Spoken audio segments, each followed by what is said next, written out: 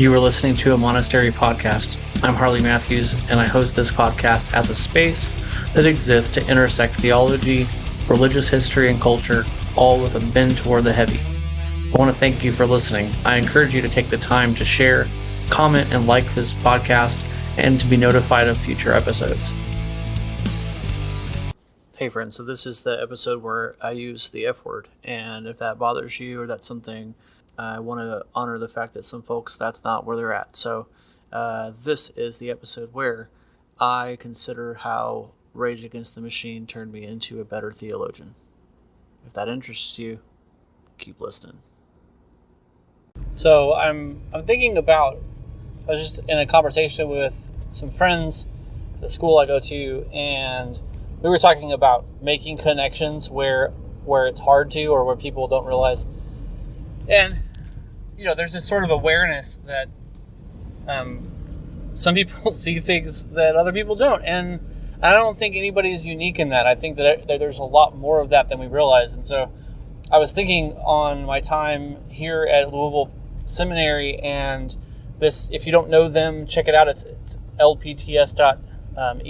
They're a just amazing space. I've been able to learn so much from people that I admire, learn to admire people that I didn't know yet in theology and in social action in the world.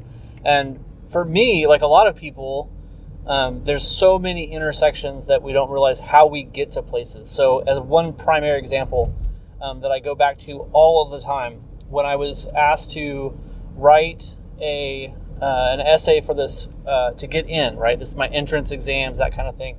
But the analogy I gave was actually true, and it was that I had sat down to write the essay, and before that, I wanted to listen to some music, as I always do, right? Many of us live our lives in soundtracks. And I listened straight through Evil Empire by Rage Against the Machine, and then Rage Against the Machine self-titled. And there's these elements of the music that feel liturgical to me, that they feel, and what I mean by that is liturgy is this kind of call and response relationship in a religious setting. So the leader might say something and there's a response, right? So in my circles, religiously, in my vocation, that looks like someone reads a piece of text from the Bible, and it says the word of God for the people of God, and then you have a whole room full of people shouting back, thanks be to God. Some of you felt that already, the interest to say that, as I even said it on this podcast. So there's something liturgical about the shared back and forth experience of music. And so when Rage Against the Machine starts this, drum section, and it takes what seems like an eternity to get out of it, and then he shouts, fuck you, I won't do what you tell me. And then it repeats that, fuck you, I won't do what you tell me, over and over. It's like 16 or 18 times. And you imagine a room full of people just fully energized around this complete statement of what I've been told to do is wrong and I will not do it. Like this energy that is literally, to me, and to many other people, I know it's not just me, it's a spiritual practice. It's this sort of unity, this union that we don't see otherwise. And so some of you maybe have turned this off already because you heard the word fuck, and maybe some of you are like, whoa, hey, what's going on? Where are we going with this? The other intersection that I showed up for in this essay, and I keep coming back to, right, is, of course, if you're familiar with Rage's work, the cover of the self-titled record is the self-immolation of Thich Quang Duc in the during the Vietnam War. Right, this is a monk who had chosen very, very knowingly, very clearly, to participate in a response to the violence he saw his other people and his family and his communities going through, to self-immolate. And it's this famous photo, right, for people that were around in that era. They saw this photo, it was caught right away. And so what I saw when I was, in my teens and went to the record store and I'm flipping through things. I'm looking for something. I'm looking for anything that kind of says something I haven't seen before. Like, what's new? What's a new word? Like, what's a new statement? And I see a Buddhist monk on fire, and people around him not looking shocked, but looking kind of meditative, what I would say now is contemplative, still, right? And that fierceness of this photo, and then just in typewriter type on the top, in black and white, just the simple words, "Rage Against the Machine." It changed my life. It changed my life at like 13, 14 years old. I didn't have to flip the CD over to read the back tracks. I didn't have to open the liner notes and study who their references were, what they were doing, what the sound. I didn't even have to turn the record on. I literally picked it up, got it, took it home. And that image later would find itself in my life when I do things like I study religious resistance to war, right? When I was a history major at Texas A&M under Dr. Peter Moore and others. Again, this image shows up, right? And it's not the primary source. It's not the picture itself. I didn't live through the image of it being printed in the magazines and things. It was a new primary source, right? And I'll get in trouble with my history people about saying that, because it was primarily how that image was released in the world to people like me, maybe people like you. So then I think about things like, well, what's my goal? What's my religious vocation? How am I most faithful to what I believe? Who are the people that I can think of that represent that? And there's obviously the big ones, right? We think of Reverend Dr. Martin Luther King Jr. We think about Dorothy Day. We think about Thomas Merton. We think about others in the world that are doing these things. But I think an often rejected kind of minority response are these folks like Thich Quang Duc, and others, right?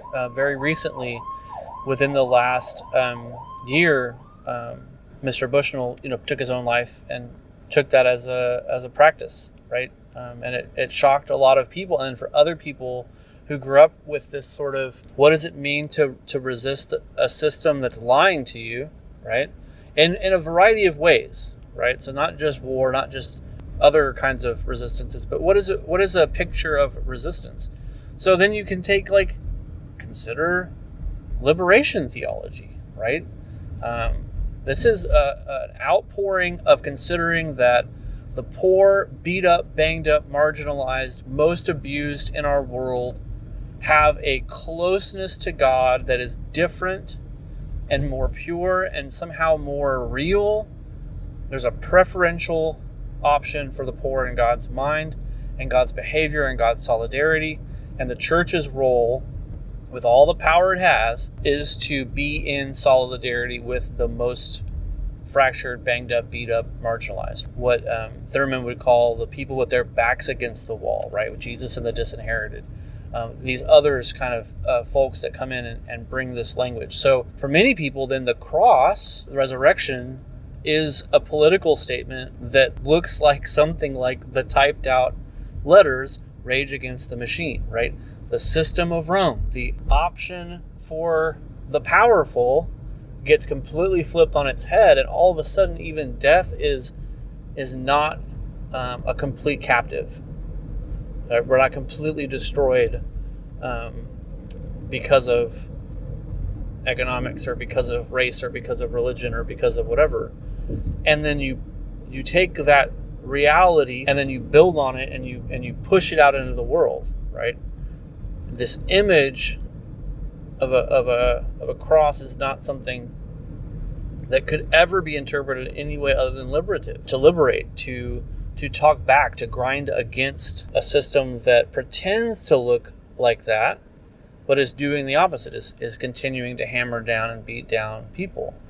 So, it's kind of, maybe it's weird to you, maybe it's an odd thing to think that Rage Against the Machine's album cover of a Buddhist in the 60s, so now you're already looking at 40 years different, makes me think of the cross of Jesus, which also makes me think of how we serve one another and love our enemies. What a bold move. And that somehow there's a liturgy fuck you, I won't do what you tell me. I want to know what you think. I want to know how this settles in. I'm definitely going to do more conversations around these themes, right? Self-immolation, religious resistance to war. But a lot of this work with monastery is, where do we see the contemplative in the heavy?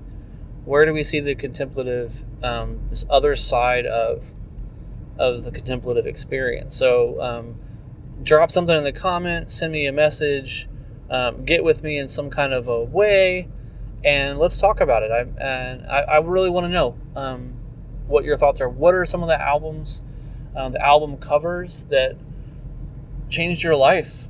You know, what are the images in the world that made you dig deeply into something that you would have probably not had any access to otherwise? So I'm Harley Matthews. I am the organizer, kind of hopefully conversational guide for Monastery Podcast, and I look forward to hearing from you. Let's talk again soon. You have been listening to a Monastery Podcast. I'm Harley Matthews, and I want to remind you that this space exists to intersect theology, religious history, and culture, all with a bend toward the heavy. Thank you for listening. Take time to share, comment, like this post, and then get involved with future episodes. I'd love to hear from you. I'd love to hear your ideas and thoughts for future episodes. If you've got questions, if you've thought of contemplation in a way that intersects with the heavy, let me know. Let's talk about it. The music you're hearing behind the intro, outro of this episode was gifted to us by the band Miriam and unreleased tracks from the album Visitors. So I want to thank them. You can find more about them in the show notes below.